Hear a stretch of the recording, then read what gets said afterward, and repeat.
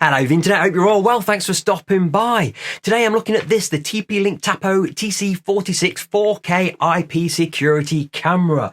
That is a lot of words. I've had this on test now for a couple of weeks and it is the 11th Tapo camera that I have around my house and garden. And the reason I keep using them is because not only are the cameras not just good value cameras but reliable cameras, but the ecosystem around them and especially the app is just fantastic. I've been using that app for a long time now, and the way it syncs with all now 11 cameras, the operational ease of use, the navigation around it, it just works so well. If you're familiar with my channel, you know I do review a lot of security cameras. I've got a couple more down there from Arlo I need to review, but Arlo, UEFI, Ring, I've tested a lot of cameras, but the ones I always buy myself are the Tapo cameras, because they just, the software is so good. The way that the cameras all talk to each other through the app, you can have all the cameras on the app all live at once, which is something I can't find on any other of the apps.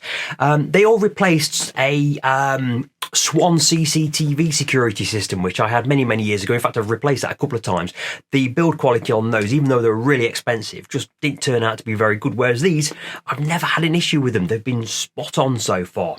Anyway, the Tapo TC46. Now, the first thing I'm going to say to you is just be wary of the naming structure that Tapo have on some of their products, because they tend to have at least two cameras with a different name, which is actually an identical camera, and it's the same case with this one. This is the TC46, as I've said, but there is also another camera that is almost identical. In fact, I think it is identical except for the name, and let me show you.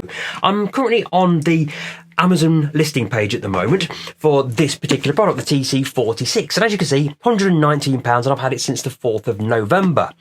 And if you go to Tapo's own webpage, there it is, just there, the TC46. But if you scroll up, that's a new camera, scroll up to another new camera, there, the TC560WS.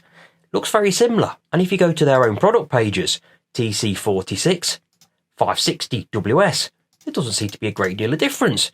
Go to the specifications.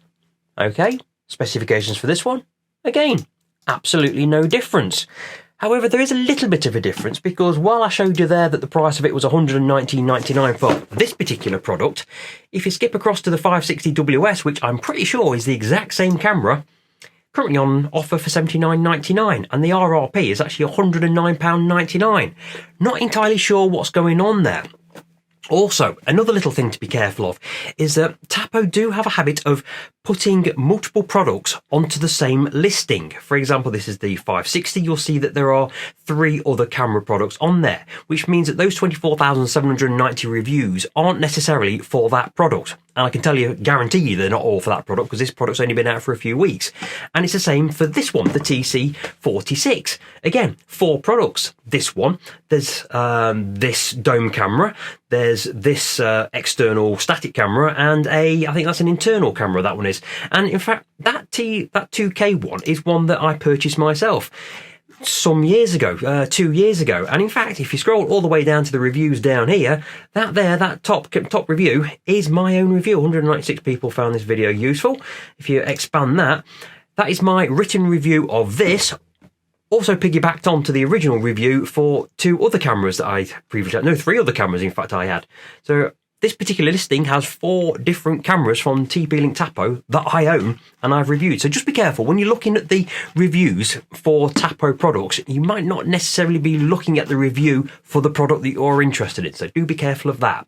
So what are you getting inside the box? Well, obviously there's a camera in there, but there's a number of fixtures and fittings as well. So you get all your raw plugs and screws to mount it to your wall, and you also get a fixing template, that yellow bit there, you stick to the wall. That is a 12-volt mains adapter, which if you have an old CCTV camera with BNC cables, you can use the power cable that's included inside that instead of that power adapter. That's how I've mounted it to my wall when I've replaced the Swan CCTV cameras. It really does work. That is the camera itself, 4K camera. It's Tapo's latest interpretation of the dome camera, and I'll come to that. I don't actually like the design. Visually it looks nice, but it restricts the articulation of the dome, and you can't quite see as much around as a traditional dome camera. That's the wall mount, snaps into place there. This is the articulation, how it moves around. I just don't think it's got as much articulation as I'd like. You push it up to access the SD card, which is in there. There's also a reset button as well, so you can put a micro SD card in there if you so wish. I'll just show you this. This is a little weatherproofing kit. If you decide to use a network cable to connect to the camera, you put it through here, or if you choose not to use it, you can use this little rubber bung here. Just blanks it off and stops any water getting inside the device. It is a little bit unseemly, this thing. It does dangle down if you don't use it, so you end up using some insulation tape to stick it behind a drain pipe or something if you so wish. But let's have a look at how we install it. You're going to need a ladder if you're going to be putting up at height, obviously. Find a suitable place. You can see my old security camera. That's the one I'm going to be piggybacking on the BNC cable. There's the drilling template for the wall mount, and there it is in its final resting place in amongst the old Swan CCTV cameras. Now I'm going to show you how to set this up in the app. If you haven't done this before, do this before you mount it onto your wall. You need to add a device in the app, and then you scroll down until you find the one that you want. We're looking for the TC46. Notice it's also next to the Tapo C560WS. Choose to connect wirelessly if that's how you're doing it, and then just check for the status light on the front of the camera. Make sure it's flashing green and red. If not, click the link to see what you need to do. It's now going to search for your phone from the app. Once it's found it, that may take a few seconds. You'll then need to connect to your network. I've skipped that because it's obviously got all my Wi-Fi details on there. Give it a new name. Notice that it's also been automatically detected by my Alexa app. I've given it the name of Yard Camera, and that's how I'll be able to connect to it through the Tapo and the Alexa app. Choose the icon for it. That one looks about right. We'll go with that. And then it's configured. We're all good, ready to go. Now let's take a look at the camera in action. I've mounted it just above the side kitchen door, so it should pick us up the moment we walk out of the door and into view, and it does. I'm obviously recording it from my iPhone there in the top left corner, but there it is. You can see it tracking me as I wander around. That looks pretty decent, doesn't it? It'll rotate relatively smoothly. You'll get a little bit of juddering just occasionally, maybe a network issue, but no, it seems to work pretty well, that does. And you'll also notice that I've got my old 520 that's just coming into view there, and that is a 2K camera, and you can see that the image quality isn't quite as good with that one, but it's still pretty good. I'm also going to show you this, and it's just to prove that I do occasionally do some manual labour. This is me in my lunchtime, because I do work from home, going out into the yard and brushing up all the leaves that have fallen down from my neighbour's tree. But what do you think of that? I think that quality is not too bad at all. It will record, I've got it set up to record for as long as there's motion happening, and I think the detail in that is pretty good.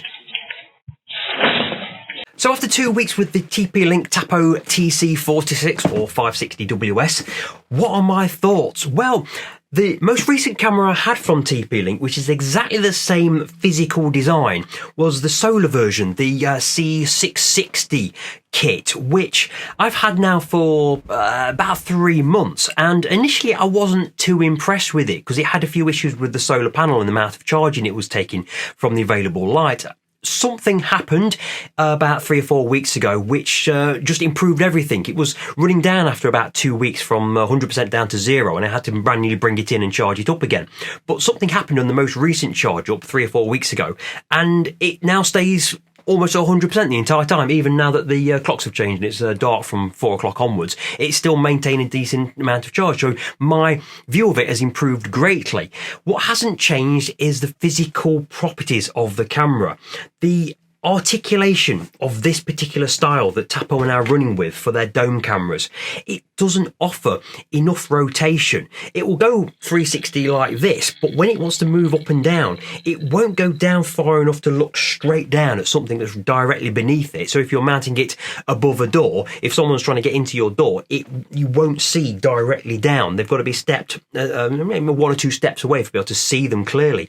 But also it won't rotate up far enough. So if something is far off in the distance and they're walking towards you, it tends to chop the top of their heads off. it's just a little bit annoying. The previous dome cameras, the 520 and the 530s, which I've got two of, they are superb, and I would still maintain my recommendation for those cameras over these, even though they are not 4K. They are the 2K cameras. These are 4K cameras.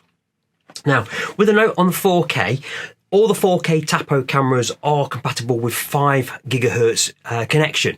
You normally get the 2.4 gigahertz, and most people will stick to 2.4 gigahertz purely because that offers a greater range of the Wi-Fi frequency, which certainly with external cameras, they're going to be mounted usually quite far away from where your router might be. So 2.4 gigahertz is what you would normally do. But obviously, as the quality of the resolution improves, so does the amount of bandwidth it needs, and that's why a 5 gigahertz connection might be more beneficial to you. And this does offer both choices, and when you're setting up the camera, it gives you the option to choose the 2.4 or the 5 gigahertz. So in that regard, it's sorting everything out, and it also has Wi-Fi 6 dual band connection, which is useful. It makes it I'm not going to say it's future proof, because we're already on to Wi-Fi 7. In fact, my TP-Link Deco router that's over there is a Wi-Fi 7, so it's not quite pinnacle of technology, but it's covering most bases there. It's got the most advanced starlight color night vision, which is always very, very good with the Tapo products. So when you're in darkness, you can either watch it through infrared, so the image is black, or it switches on a floodlight and you get a pretty clear, decent image of your subject even through the darkest nights. It's really quite good. It's loaded with AI tracking, and this is where it really does excel. You can see it tracking things on the screen, and it can differentiate between a standard motion alert, a pet, a human, or a car moving around. And you can set up so many things, and this is why I like the app so much, that you can tailor it just to your particular requirements. So you can choose just a motion, just a car, just a dog, just a human, or any combination of those for it to detect and start to record. You can have it recording 24/7 if you want, or just when those specific alerts appear. You can also choose what time of the day those specific alerts are appearing, and also if you want a notification sent to your phone or tablet that something has happened. So it'll either just record to the camera, or to the memory card at least, or you can have a notification as well as that recording event, and it can be a rich notification as well, so it'll send you a picture of what that notification is about. It really is very, very good. You can choose to have it in 4K mode, 2K, 1080, and depending on the size of your memory card, you can really adapt how much information you can get on there. So if you've only got a very, very small memory card, and that does remind me, you will need to buy a memory card for this if you're going to use physical local storage. Micro SD card, because it's 4K, I would recommend at least 128 gigabytes, and ideally as good a quality as you can. A U3 class of card like a SanDisk Extreme card. That's the red and gold coloured SanDisk card. I really do recommend those because you're talking 4K here. With 4K, do consider there will be compression. Why it says it's 4K? Because it's got to effectively and potentially do a 24/7 recording. If you imagine trying to record a 4K image for 24 hours a day, 7 days a week, you were going to fill up your memory card very, very quickly. So it does have an element of compression. I've not done it on this video. I've done it on the 660 and other cameras. When I've reviewed them, I've done them as side by side with my iPhone. So you know an iPhone has got a genuine 4K resolution recording, and I've done the exact same footage side by side. I'll put a link to some of my other reviews because the 660 is pretty much identical footage, and you can see that there is resolution. I'm walking around in my McLaren hoodie, and you can see from the text that's on there, which says McLaren, that the resolution is just not as good. The 4K on these is not as good as 4K on a mobile phone like an iPhone or a Samsung, for example. But that aside, I think this is a very, very good camera, and it's certainly much, much better than the C660, the solar camera, purely because you can do 24/7 recording on it, which solar cameras don't do, because obviously you hasn't got the power available to do monitoring 24/7. But this can allow you to do that. However, It doesn't do that, or at least I've not been able to find if you can do that, if you're connected to the cloud, the TP-Link Tapo cloud, which you get a complimentary 1 month trial to. Any camera that you buy, you can have 1 month free trial to the cloud, and give it a good try out, see if it's any good to you. But I couldn't get it to do 24/7 recording, which is why I'm actually, it's on the way to me in the next couple of days. I've ordered the Tapo H500 hub, which you install a SATA hard drive into, and it can record up to 16 cameras all at once. So I've got 11, and it just kind of makes sense. I'm going to put a 2 terabyte SATA hard drive into there and have 11 cameras all recording it 24/7 at their maximum resolution. I think that's great. And if you have got a lot of cameras, that is something to look into, and I should be doing a review of that when it arrives in the next few weeks. But if you're going to be recording it locally, you will need a micro SD card, but you can take up the cloud offer for 1 month, and beyond that it works out, well, if you've got up to 10 cameras, it's about £10 a month if you do a rolling investment in that. It works out more efficient if you have closer to 10 cameras, because you're paying less per camera, but it does also have a hard limit to 10 cameras. So if you've got 11 like me, then going the hub is probably a better route. If you do have micro SDs in every single camera, which at the moment I do, it becomes quite expensive, especially if you're getting 128 or 256 gigabyte cards every single time. It soon mounts up. That's why cloud or a separate hub starts to make a bit more sense. So overall, the TC46, I do recommend it. It is a very good camera, provided you're okay with the restrictions of the articulation of the dome, and the fact that the 560 is a lot cheaper on offer at the moment. I've not had this confirmed. I am convinced it is the exact same camera. I can't see any specification differences whatsoever. And if that is the case, go for the 560WS instead of this, because it's the same camera. It's cheaper. Why would you go for this one? I don't understand the naming structure. And like I say, do be careful of the reviews, because it might not necessarily be for this camera that you're looking at. It could be one of 2-3 other cameras also by Tapo. But other than that, this is a very, very good product. But moreover, the ecosystem and app makes this an absolute winner.